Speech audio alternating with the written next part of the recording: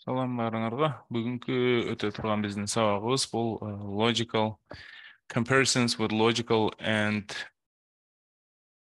operators. And operator дегенде бұл жаңа операциясы, мындайша айтқанда. Логикалық жаңа операциясы. Жаңа деген бұл программалауда қолданылған сөз. Comparison бұл салыштыру. Comparisons with the logical and operator. Sometimes you will need to test more than one thing at a time. Кейде бірден көп нәрсені тексеріш керек болады дейді. Логикалық тексеру жасағанда, салыштыру жасағанда. The logical and operator. Бұл logical and operator деген бұл мынау екі ampersand деп қояды бұларды. Бұл символ де, жаңа деген символ болады.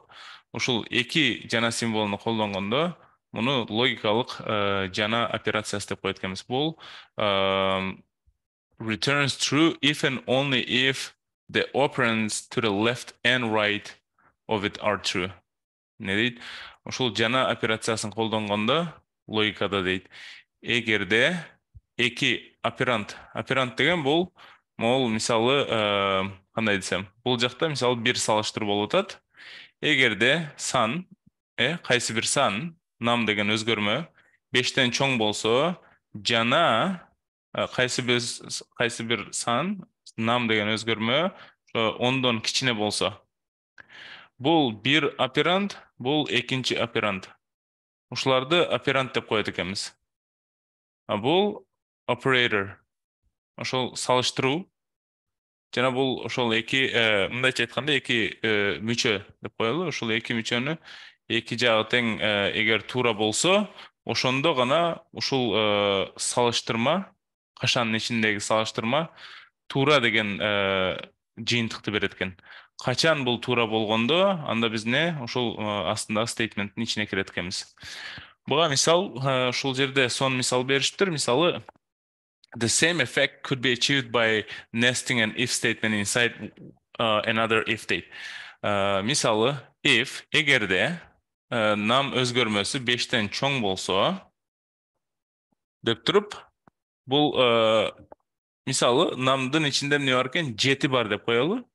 7 саны 5-тен чоң бу? Ооба, анда бул чарчы кашанын ичине киребиз. Киргенде бул жакта дагы бир салыштыруу бар экен. 7 10-дон кичинеби? Ооба, анда бул чарчы кашанын ичине киребиз. Бул стейтментти иштетет экенбиз же жүргүзөт экенбиз, мындайча биздин тилде айтканда. Бизге yes дегенди кайтарып берет экен. Return yes. А эгерде булар болбосо, анда return no. Жок дегенди кайтарып бер дейт. Will only return yes if num is greater than 5 and less than 10. Мындайча айтканда 7 саны 5-тен чоң жана 10-дон кичине. Ошондуктан yes деген, ооба дегенди кайтарып берет экенбиз. Бирок ушул эле логиканы буну мисалда көрүп өтөлү бул жакта. Мисалы, бизде let сан деп коелу, барабар 7 экен. Бул жака өзүбүздүн салыштырма логикабызды жазалы. Эгерде сан 5-тен чоң болсо, биз не дейли бул жака console checkit log. Так, муну бул жака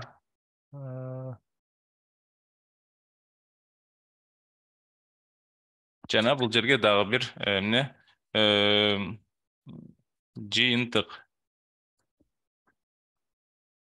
жыйынтык деп коелу. Бул азырынча ичинде бош бир өзгөрмө экен. Ичинде эч кандай маалымат сакталган жок, бош. Сан деген өзгөрмөнүн ичинде 7 сакталып турат экен. Эгер биздин сан 5-тен чоң болсо, анда жыйынтык барабар дейбиз, сиз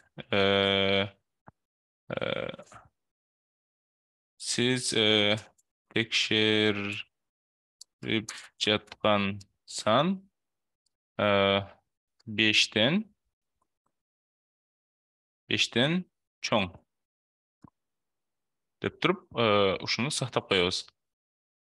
Анда эмесе, бул жакка эмне кылат экенбиз? Console checked log деп туруп, жыйынтык деп туруп чыгарсак.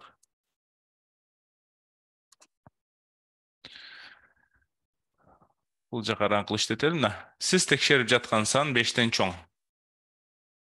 Неге? Себеби сандын ичинде 7 бар. 5'ten чоңбу? Ооба. Анда эмесе ушуну 5'ten чоң, ал эми 10'дон кичинеби? Аны да текшергибиз келсе, не кылсак болот экен? Муну өчүрүп, бул жактан дагы бир ичине салыштырма жазалы. Сан 10'дон кичине болсо, андан не кылат экенбиз? Мунун ичине кирип дагы бир жолу. Сиз текшерип жаткан сан 5'ten чоң жана 10'дон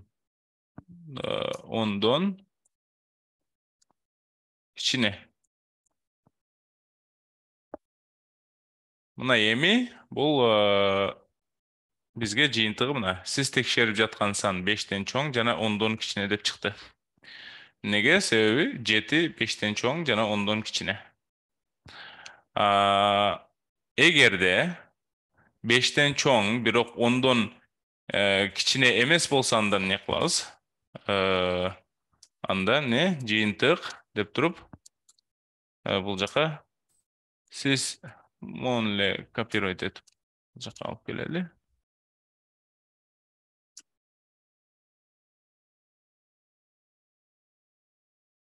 Сиз текшерип жаткан сан 5'ten чоң жана 10'дон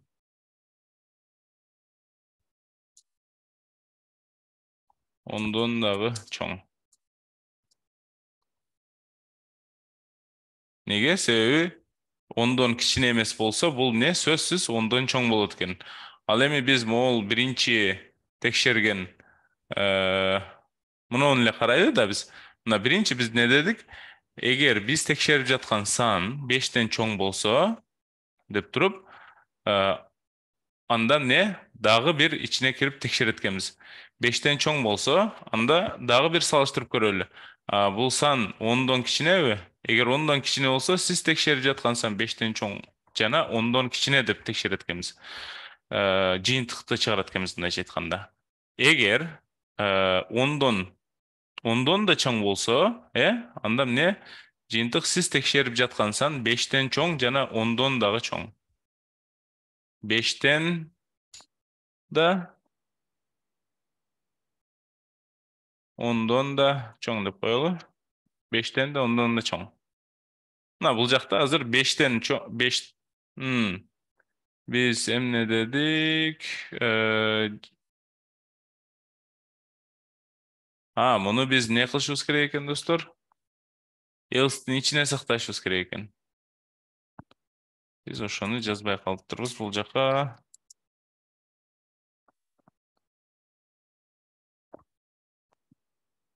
Мына, эми туура болду. Биз текшердик 5'ten чоң экен, ал эми 10'дон кичинеби? Ооба. Сиз текшерип жаткан сан 5'ten чоң жана 10'дон кичине деп туруп, бул жака жыйынтыкты чыгардык.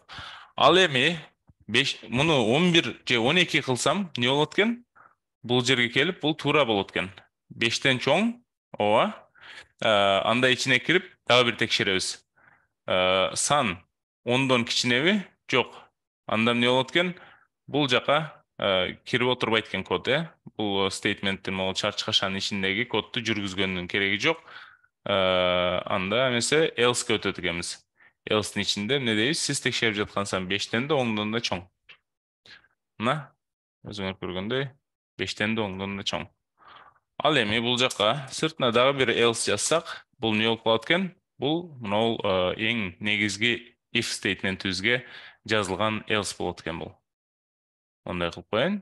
Мына else, мунун ичине эмне жазабыз? Анда жыйынтык деп туруп, бул жака жыйынтыкты алып келген турбайбызбы? Siz tekşerip жатқан сан 5-тен кичине деп коелу. Эми анда эмесе бул жака азырынча эгер биз бул кодду жүргүзө турган болсок, анда эмне болот экен достор? 12 болгондугу үчүн 5-тен да 10дон да чоң деп чыгат экен бул жака. Эгерде муну биз не кылсак болот экен? 8 кылсак, анда сиз текшерип жаткан сан 5-тен чоң жана 10дон кичине деген чыгат экен. Сиз текшерип жаткан сан 5-тен чоң жана 10дон кичине. Ал эми биз бул жака -4 койсок эмне болот экен? Алында бул логикалык салыштыруу бул жерге келип, сиз текшерип жаткан сан деп туруп, мына биздин сан не? -4. 5-тен чоңбу? Жок. Анда мунун ичине такыр эле кирген пайдасы жок.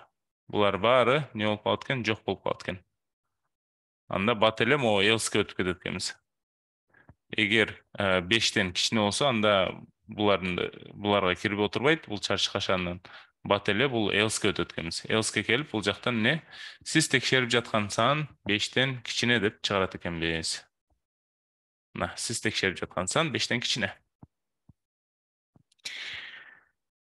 Эми ушул эле мисалды биз мисалы неге жазсак болот экен?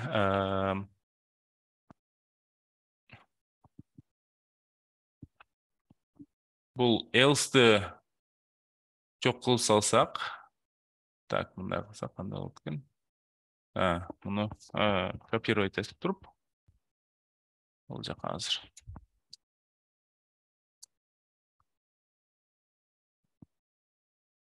Муну өчүрүп туралы. Жана биз муну бул жерден кесип салабыз. Мындай жок кылып, мындай жок кылып.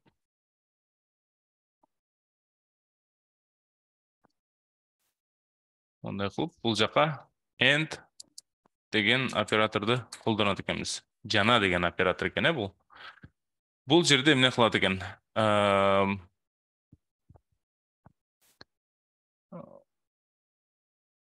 Окей, бул жерде качан бул дагы туура болуп, бул дагы туура болсо, могул операциянын оператордун эки жагындагы операнттар экөө тең туура болсо, анда не бул ичине кирип, могул стейтментти жүргүзөт экенбиз. Буга мисалды бергенден мурда, мисалы мен не дейин? Бул жака жөнөкөй бир мисал берейин биринчи. If эгер true деген не? Туура деген, Эгер туура болсо, анда бул жака жөн эле. Жыйынтыктын ичине бирдемке жазып коеюн. Бул туура. Мына. Жөнөкөй эле бул туура деп чыкты. Неге? Себеби бул туура деп турат ичинде. Ал эми мунун ичине мен дагы бир туура деп жазсам, бул дагы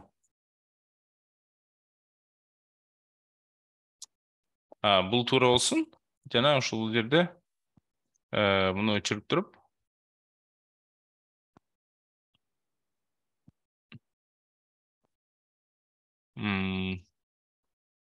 бул дагы туура дегенди азыр кошобуз.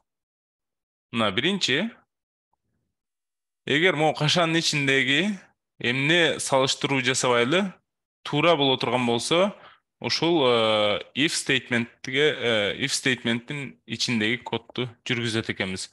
Бул жердегини мен силерге түшүндүрүп өткөм мурда. Негизи мондой болуш керек.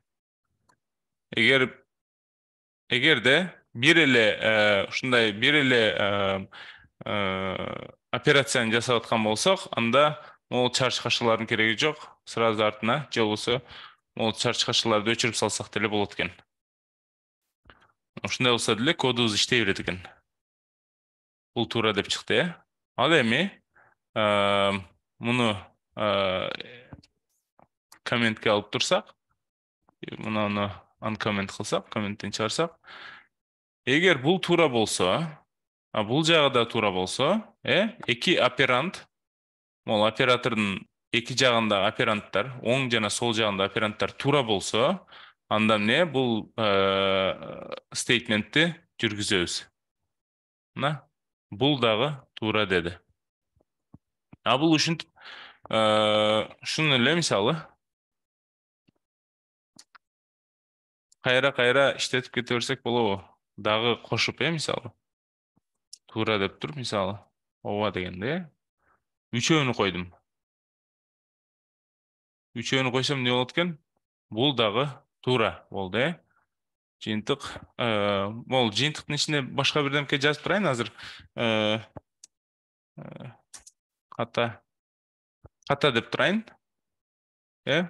Операнттардын бирөөсү ката. Мына бул дагы туура деп чыгып атат азырынча. Эмнеге? Себеби үчөө тең туура. А эгер муну комментке алып туруп, бул жагын кылсам, бул дагы туура деп дагы эле чыгат. Эмнеге? Экөө тең туура. Бул дагы туура дейт. Ал эми муну комментке алып туруп, могул экөөнү коммент кылсам, бул туура деп чыгат экен. Себеби бул ичиндеги биздин салыштыруу туура. Эми муну алып туруп, бул жака бирөөсүн ката кылып көрөйүн. Негизи эле муну өчүрүп туруп ката кылып көрөйүн. Бул дагы туура деп чыгыш керек негизи. Бирок бул туура эмес болгондугу үчүн, жок деген, false деген же ката деген. Бул ката болгондугу үчүн жыйынтык деген бул стейтменттин ичине киргенин дагы кереги жок. Ушул жерден эле кодубуз бүтөт экен. Могул жакка келет бат эле. Мына, операнттардын бирөөсү ката. Не? Могул ката. False деген бул ката деген. Ошондуктан бул ичиндеги кодду кирип текшергенге дагы керек калган жок. Ал эми бирөөсүн туура кылсамчы? True. Бирөө туура, бирөө ката. Бизде эмне деп турат эреже боюнча? Логикалык оператор жана логикалык оператор, бул жана логикалык оператору бизге туура дегенди кайтарып берет. Качан?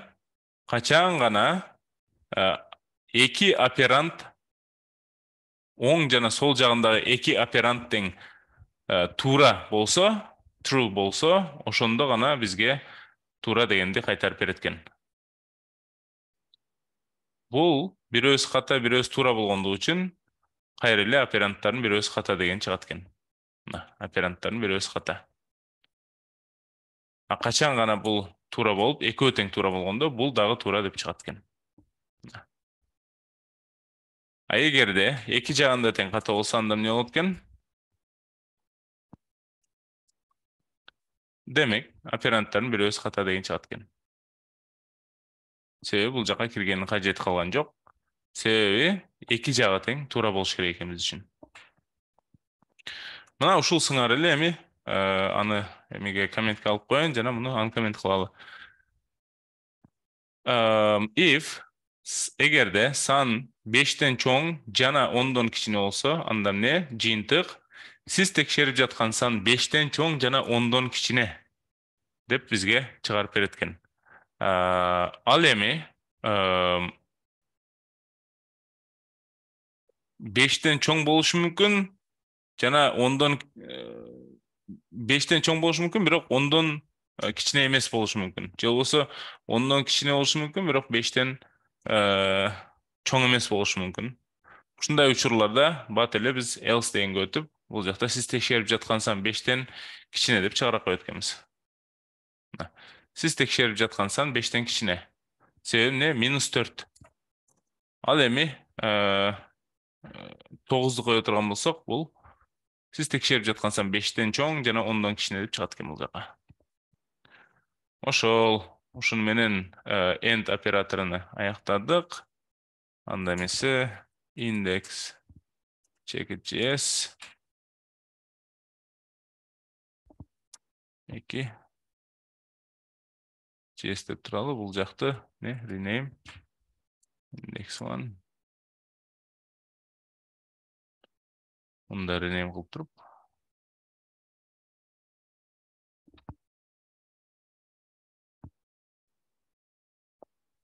Анда эмесе биздин кийинки темабыз бул or.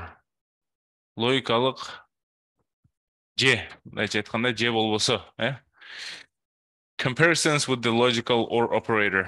The logical or operator бул эки, могул түз сызыкча. Returns true if either of the operands is true. Otherwise it returns false. Бул буга чейинки жана операциясынын тескериси. Бул же болбосо деген операция болот. Эмне? Эки жак ушул эки операндтын бирөөсү туура болсо, анда экинчисин текшерип да отурбайт. Себеби бирөө эле туура болсо болду. Ошол коддун ичиндеги стейтментти жүргүзө берет экенбиз. Мына буга жакшы бир мисал берилиптир. Эгерде бизге берилген сан 10дон чоң же болбосо 5тен кичине болсо, анда эмне? Жок деп return кылууга дейт. Болбосо yes деп return кылууга дейт. Мына ошого азыркы эле өткөндөй мисалдарды көрөлү. Так, биз бул жакта. Окей, биз буга бир аз башкача мисал беребиз. Жыйынтык, бул жака түз деп коелу. Бул түстүн ичинде биз не азырынча жашыл деп жазып туралы.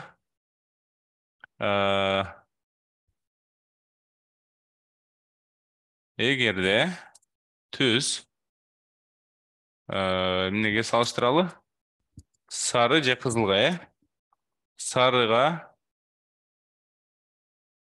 жана түз не? Кызыл. Светофордун түсүнү айтып атам да. Эгерде светофордун түсү сары же кызыл болсо, биз жыйынтыктан не дешибиз керек экен? Токтоңуз же токтогонго шашылыңыз деп коелу. Токтоңуз. Ал эми сары же кызыл эмес болсо, демек 3 эле түс бар. Бул не? Жашыл деген болот экен. Айдай бериңиз. Түнтүп чыгарсак болот экен. Бул жерде негизги максат ушул экөөнүн бирөөсү туура болсо, бул эки операндтын салыштыруунун. Эгер түс сарыга барабар болсо, же болбосо кызылга барабар боло турган болсо, биз жыйынтыктан не токтоңуз дейт экенбиз. Экөөнүн бирине да барабар болбосо, демек бул 3 эле түс болгондугу үчүн жашыл болот. Жашылда айдоочулар айдай берсе болот экен. Ошону бул жакка чыгарабыз. Айдай бериңиз. Неге? Биз берген түс бул жашыл. Могуларды өчүрүп салайын. Операнттын бирөөсү ката, алып кала берсин. Бул жерге эми эмне? Кызыл деген түстү жазып койсок, токтоңуз деп чыгат экен. Эгер түс кызыл болсо, токтоңуз. Ал эми сары деп коеюн. Сары болсо дагы эмне? Токтоңуз деп чыгат экен. Неге? Могул биринчи оперантты текшерет. Эгер биринчи оперант туура болсо, болду. Андан кийинки or болгондугу үчүн, мындайча айтканда же болбосо деген операцияны колдонгонубуз үчүн мындан кийинки операцияларды караганын кереги жок. Бирөөсү туура болсо болду. Биз могул чарчы кашанын ичиндеги кодду иштетет экенбиз, жүргүзөт экенбиз. Булардын ичиндеги бирөөсү да туура эмес болсо, бул не кылат экен? Or же болбосо деген операцияда бир туураны издейт экен да. Эч бири туура болбосо, анда else-ке өтөт экенбиз. Кийинки өзүнүн вариантка өтөт экенбиз. Ошол андан кийинки темага өтөлү. Андан кийинки темабыз бизде ушул эле темада мисалга берсек, else if деген жана if деген калат экен. Окей.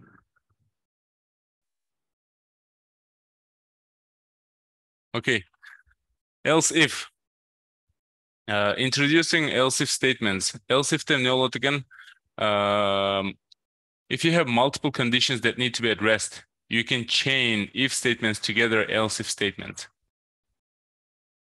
Буга менде мисалы мондай бир мисал бар.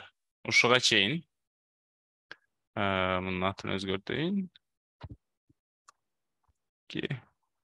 Ал эми бул жака index check.js.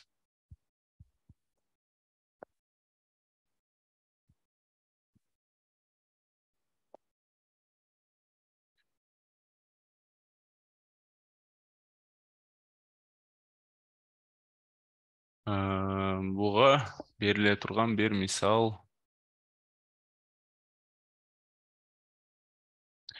Андан мурда end операциясына бир мисал берип өтөйүн.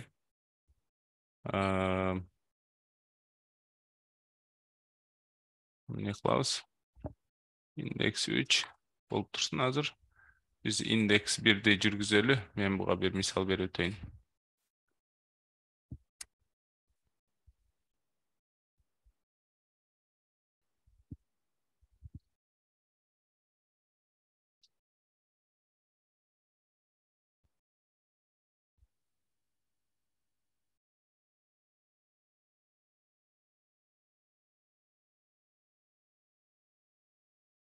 Evet. Eğer de siz misалы özünüzdün elektroндук поштаңызга кирип атсаңыз, Gmail болсун, Yahoo же болбосо mail.ru дегендер бар го. Ошундай сыяктуу бир өзүңүздүн электрондук поштаңызга кирип атсаңыз, ал электрондук поштада эмне болот экен? Сиздин ошол аккаунтуңуздун электрондук поштаңызды сурайт жана сиздин паролуңузду сурайт экен. Паспорт деп коет экенбиз. Ошол экөө гана туура болгон учурда сизди электрондук поштаңызга киргенге уруксат берилет. А эгер ошолордун бирөөсү ката болсо, эмне? Сиз өзүңүздүн аккаунтуңузга киргенге болбойт экен. Мисалы, аккаунт, барабар, эмне дейли? Аккаунт барабар, baha собачка gmail check.com. Ошол эле учурда парольду жазып өтөлү бул жака. Пароль. Жана муну бул жака алып келсек болот экен. Эгер if деп туруп бул жактан эмне? Кадимкидей эле аккаунтту алабыз. Аккаунтуңуз эмнеге барабар болсо, baha собачка gmail check.com'га барабар болсо, жана паролуңуз бул жака парольду эмне деп коелу? 1 2 3 4 5. Паролуңуз 1 2 3 4 5ке барабар болсо, не?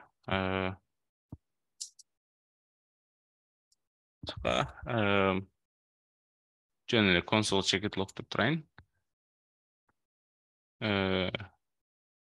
Электрондук почтаңызга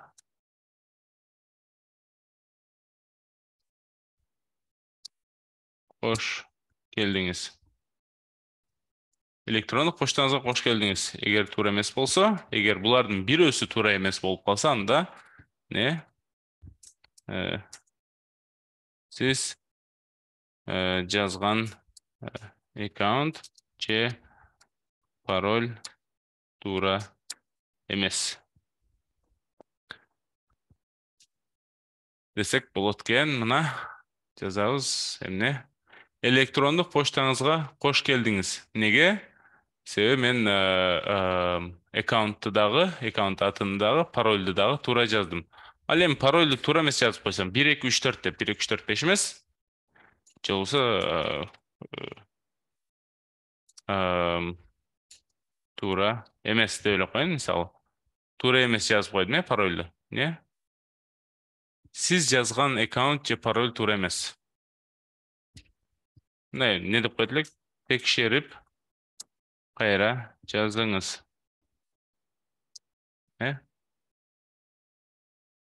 Сиз жазган аккаунт же пароль туура эмес, текшерип кайра жазыңыз дейт. Макул. Ал эми туура жаза турган болсок, анда Ne болот экен? Электрондук почтаңызга кош келдиңиz. Буну чыныгы жашоодо кандай жерде колдонобуз дегенге бир мисал да. Ошол парольду ушинтип эле текшерет.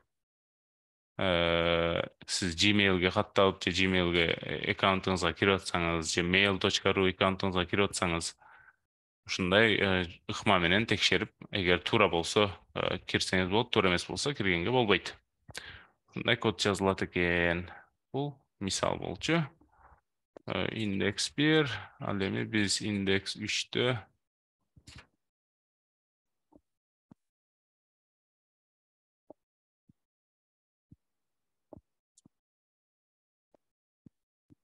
индекс 3'тө эмне мисал өтсөк болот экен? If дегенде жазалы. Эгер мисалы сиздин алган бааңыз мектепте окуп жүргөндө эмне алат экенбиз? Баа алат экенбиз, баа. Сиздин алган бааңыз мисалы 85 болсун. Сиз 85 деген баа алдыңыз. Аны эмне? Бизде мектепте мугалимдерде текшерет не? Баа. Эгерде окуучунун алган баасы 85 жана андан жогору боло турган болсо, деп туруп, бул жака биз не? Бул баа эмес, балл экен. Ал эми мугалимдер бизге баа берет экен. Канча? Азырынча 5 деп туралы, же болбосо эмне муну 0 деп турсак болот экен. 0. Эгер окуучунун алган баллы 85 болсо экзаменден, анда баасы не? Барабар 5 болот экен. Баа барабар 5. Ушун эле кайра дагы текшерип туруп, мисалы биз бул жактан ал эми алган баасы не? 70-тен жогору боло турган болсо, анда алган баасы 4 болот экен. 70-тен жогору жана 85-тен ылдый болуп калат да, мындай айтканда кичине болуп, Ал эми алган баасы 55-тен жогору болсо, анда 3 болот экен. 55-тен жогору. Эгерде 55-тен да кичине боло турган болсо, анда не деп коебуз? Баа барабар кайрадан тапшырыңыз.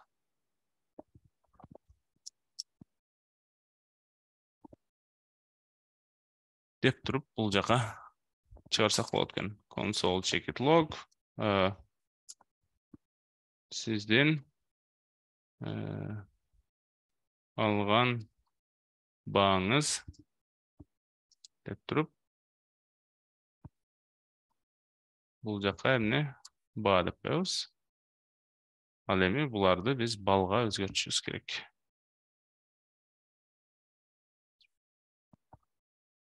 Так. Сиздин алган бааңыз 3. Неге? Себеби биз 55-тен жогору алдык.